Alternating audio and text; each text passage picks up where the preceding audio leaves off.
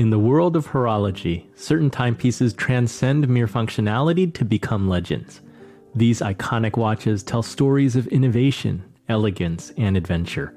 Imagine the Rolex Submariner, a symbol of aquatic exploration, worn by James Bond himself, or the Omega Speedmaster, the Moonwatch, a testament to human achievement in space. Picture the timeless elegance of the Patek Philippe Calatrava, a beacon of luxury. The Audemars Piguet Royal Oak, a revolution in stainless steel, redefining luxury. And the Jaeger-LeCoultre Reverso, an Art Deco masterpiece with a reversible case. These watches are not mere objects, they are characters in a grand narrative. They've graced the wrists of explorers, astronauts, and royalty. They've marked moments in history, and continue to inspire with their blend of craftsmanship and innovation. In 60 seconds, we've journeyed through a showcase of legendary watches, each with its own unique story. They are the beating heart of an industry where art meets science, tradition meets modernity, and time itself becomes a canvas for human creativity.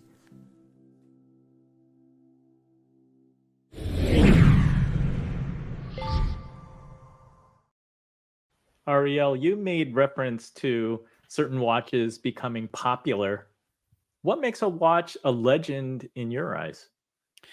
Well, this is, of course, the question that no one can predict. Why does something become popular? You know, if it's a movie, if it's a song, people have investigated this, and really there's a sort of randomness. A series of things have to happen at the same time. But what I will say is there's a couple of things that every popular watch has in common. The first thing is legibility. It's something that is just easy to use and easy to read. You won't find mega popular watches that people don't like to wear on a regular basis. So it being legible and comfortable is a big part of it. Oftentimes, something being in the market for a long time, meaning generation after generation, is familiar with it. Somebody grew up with it. Somebody remembers one from their childhood and can still buy it today.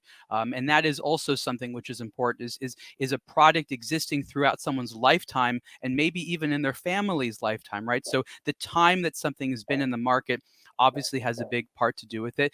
And then again, you know, oftentimes things which are conservative, and what I mean by that, not too wild, not too flamboyant, tend to last a long time, tend to become timeless. If you look at a lot of today's popular watches, they really began as sport watches or even military watches. You look at the Submariner, which was never really designed to be a luxury timepiece. It was designed to be a pretty darn good diving watch that you could wear at other times. And the practicality and the personality that came with that is what landed it to be so popular. It wasn't that it was luxurious by nature. And so I think that there's, over time, something beyond the mere showing off nature of the product, which has to connect with people. I'd love to hear what the others on the panel think about it. Yeah, I'm curious, like how much is just really good marketing? Or maybe it's like music. I feel like there's a uniqueness. Sometimes a certain watch is just very recognizable. It's almost like a band. You hear a song and you're like, that's definitely Anthrax. That's But Metallica. think of who legitimizes it, right? If something is a high-end watch, there's a relatively small number of people around the world who can truly appreciate it for what it is, that knows what they're seeing. The rest of society needs to look at markers from thought leaders, and oftentimes celebrities or other famous people have more sway because they legitimize a lot of behavior, purchase options, and things like that. So it begins with nerds like us saying this is good, and then later on, eventually enough other people realize it before that information permeates to the mainstream. Well, I think I agree totally across the board.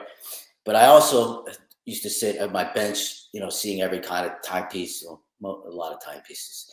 And I think from our parents' and grandparents' generation, the watchmakers like me who called people back at the bench and said, look, man, you're wearing brand A, right? And the gentleman, let's say he just bought himself a Jaeger-LeCoultre and a Reverso or whatever it is, and he wants it checked out back then. The watchmaker opens up, he calls it back and says, you see this? This is a watch. That's not a watch. That's not going to that's going to keep coming back in my shop. This will last you. You can beat the crap out of this thing.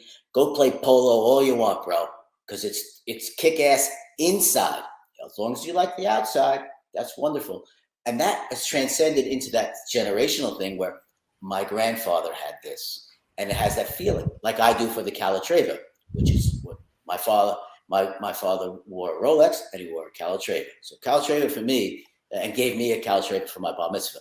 So for me, that's a seriously personal thing. I mean, my timepiece coming out now, the case is basically Calatrava. I can't not make that shape. That hourglass shape is forevermore. It's going to be embedded in everybody's soul, never go out of style forevermore. So there's things that have just stood the test of time, but they're inherent, as Ariel said, they're inherently in all of us, predisposition from our parents and grandparents and whatnot.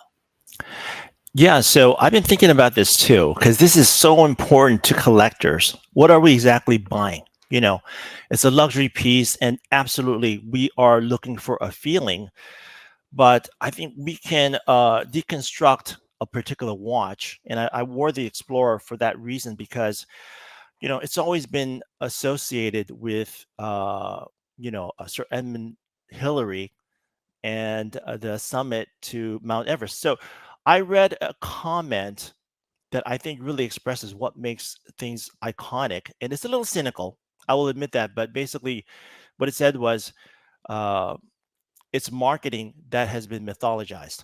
You know, and for example, you know, the Rolex Explorer uh, will have a situation where Rolex heavily implies in their marketing. They don't say it outright because they can't, but they heavily imply that it was carried by Sir Edmund Hillary and and Tenzing Norgay when they summited. You know the but you know the truth is they didn't. You know, there's a legend and impression out there in the public about this, but we know from research that actually, you know what, they carried Smith watches. You know, I think the exposition was what 1953, and so when they heard news of that, Rolex came out with an advertising that said, you know, Rolex has conquered the summit of Everest, and then later on they found out actually no, the Explorers did not carry it to the final mile to the summit. It was actually another branded watch. So I saw a letter from a Rolex director congratulating Smith's company, but on the other hand, they continued to put out advertising that said, this, Rolex conquered Everest, and then they built this kind of mythology through their advertising. And the irony of this thing is that, the Rolex Explorer is associated with that, but the actual watch that was supplied to the expedition was an Oyster Perpetual. So even if they had carried a Rolex to the summit, it wouldn't be this model of Explorer, right? And yet somehow they have created this impression, and over the decades, people now associate this watch with that historic achievement. And so I know this is a little cynical, but I think a lot of the iconic status really comes from marketing that has been repeated over and over again, passed on through generations. And I don't think there's anything necessarily wrong with that, because the truth is Rolex did contribute to that expedition. They did, contribute funds and watches. So I don't know. I mean, is that a good thing or a bad thing? But it's basically, from an economist perspective, it's marketing that has been mythologized. I'll say this, Carl. Something that's becoming iconic. Sometimes, kind of to be iconic sometimes means to be original. So if you break through at that time and you break through, if you make a new timepiece, it might not be iconic now, but people copy you later, and then their timepiece might become iconic, but it's based on a breakthrough. Back then, the breakthroughs were, how can we make a waterproof timepiece that will go to the top of Mount Everest? So it was a very big thing back then. Now, I could do that in my workshop and waterproof it on these computerized machines that I have here. Back then, it was like it was great mythology. Like, that's where the Oyster case comes from, and the whole Oyster name was proving that something can be done when everyone says it can't be done. That it can go this deep and that deep, and then that became iconic because just like my music, they broke through. They did something, and then that passed on generationally. I want to make a statement about the marketing, and really my my conclusion is we want to be romanced as consumers. to have a flirtation through advertising which romanticizes a concept is oftentimes more attractive to us than maybe the truthfulness of that statement. And of course, there are plenty of people who are truth seekers and do not want to be, told lies. But at the end of the day, it begins with the desire where we are attracted to these sexy stories. And so that for me is a more compelling instinct than the seeking for truth. We look for things that feel good, and then we ask later, is this a sustainable feeling? But the first question is, do we like this story? The second question is, do we believe the story? Let's move to segment 3.